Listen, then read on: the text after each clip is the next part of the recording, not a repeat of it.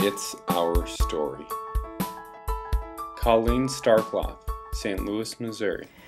In the mid-60s, as you've probably heard from other people that you've spoken to in the movement, there was a real upheaval in this country. There was a lot of questioning of why we were at war and why we were doing a lot of things politically.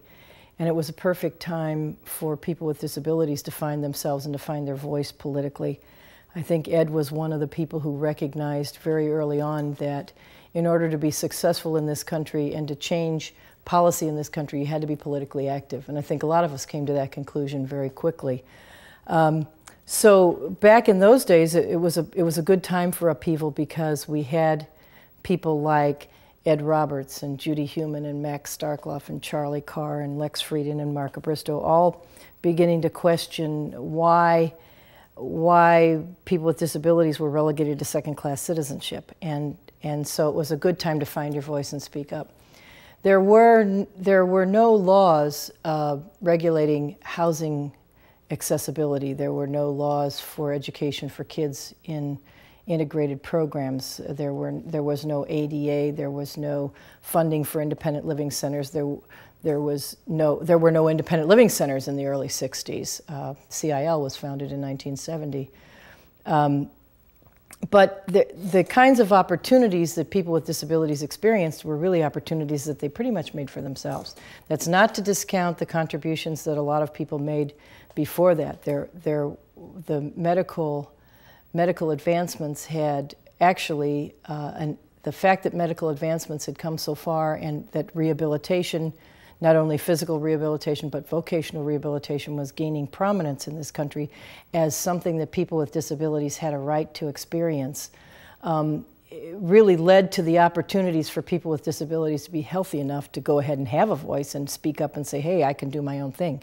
Because prior to that, if you didn't have good health, I mean, what were you going to talk about? You weren't even well enough to talk about having rights. So those kind of advancements, I think, contributed greatly to people with disabilities having experiencing better quality of life and being able to begin to move on from that.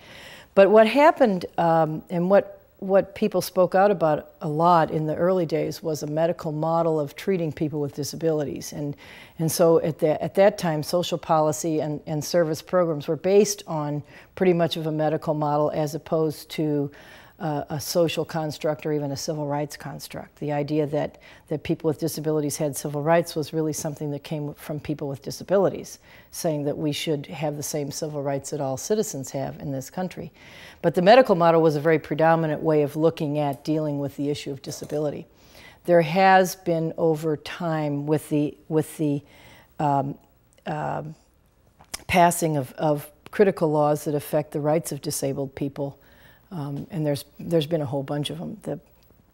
The ADA being one of the more recent. There was a 94-142, the Education for All Handicapped Children Act, Section 5, or the 93-112, the Rehabilitation Act that was upgraded from what it had been previously, which provided vocational training and opportunities for folks with disabilities. There were the Air Carriers Access Act, the Civil Rights Act of 1964. There were a lot of things. Well, that didn't touch people with disabilities, but it was a model, and it was significant that people with disabilities were not included in the Civil Rights Act of 1964 in protection. So there were a lot of things that began to lead to a shift in thinking, and it was really led by folks who were disabled, who were speaking up and saying, wait a minute, don't set social policy without consulting us, and don't try to determine what kind of services will affect our lives without involving us.